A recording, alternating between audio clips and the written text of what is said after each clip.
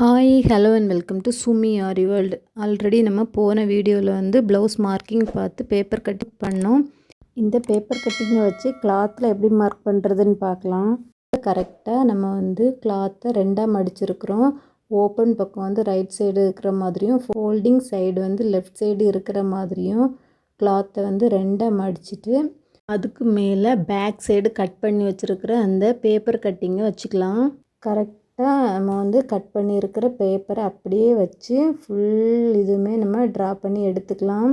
நம்ம பேப்பர் கட்டிங்கில் என்னென்ன மார்க்கிங் பண்ணியிருக்கிறோமோ எல்லா மார்க்கிங்கும் பண்ணிக்கணும். இந்த எக்ஸ்ட்ராஸை கூட நம்ம மார்க் பண்ணி லைன் போட்டுக்கணும். ஃப்ரண்ட் போர்ஷன் ட்ரா பண்ணிக்கலாம். இந்த ஃப்ரண்ட் போர்ஷன் ட்ரா பண்ணும்போது பேக் பார்ட்டோட நெக் வர்ற அதே ஆப்போசிட்டில் தான் இந்த ஃப்ரண்ட்டோட நெக்கும் வரணும். ஃப்ரண்ட் நெக்கில் வந்து நம்ம ரைட் சைடு தான் ஆரி ஒர்க் பண்ணுவோம். இங்கே மார்க் பண்ணும்போது உங்கள் சைட்லேருந்து பார்க்கும்போது எல் ஷேப்பில் வரணும். அந்த மாதிரி ஞாபகம் வச்சுக்கோங்க.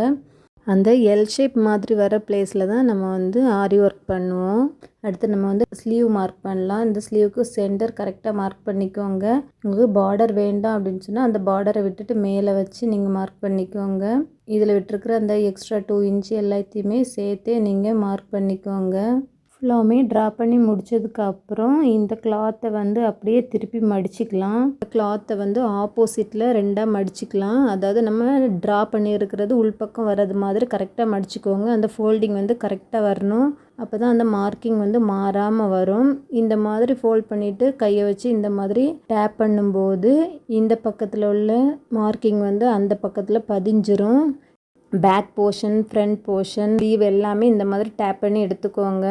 பாருங்கள், இந்த பக்கமும் மார்க்கிங் விழுந்துடுச்சு. இப்போ ஃபுல்லாமே நம்ம ட்ரேசிங் எடுத்தாச்சு. இந்த ஷோல்டருக்குள்ளே ஸ்பேஸை நீங்கள் மார்க் பண்ணி விட்டுக்கோங்க. ஆர்ம் ஹோல் ஜாயினிங்க்கும் ஸ்பேஸ் விட்டுக்கோங்க. இந்த சைடில் நம்ம எக்ஸ்ட்ரா 2 இன்ச்சு விட்டுருப்போம். அதை விட்டுட்டு மறுபடியும் ஒரு 1/2 இன்ச்சு விட்டுட்டு நீங்கள் வந்து ஃபுல் ப்ளவுஸ் ஒர்க் பண்ணுறதா இருந்தால் இந்த மாதிரி மார்க் பண்ணிவிட்டு, அதாவது எல்லா சைட்லேயுமே 1/2 இன்ச் எக்ஸ்ட்ரா விட்டுட்டு இந்த ஸ்பேஸில் எல்லாம் நீங்கள் ஒர்க் பண்ணிக்கலாம்.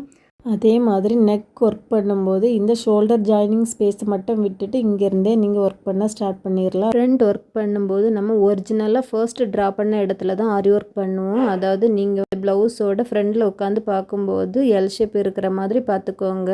இந்த சைடில் நம்ம 2 இன்ச் விட்டுருக்குறோம். அப்புறமா சுற்றிலையும் 1/2 இன்ச் விட்டுட்டு நடு சென்டரில் இருக்கிற ஸ்பேஸ் ஃபுல்லாகவுமே நீங்கள் ஒர்க் பண்ணிக்கலாம்.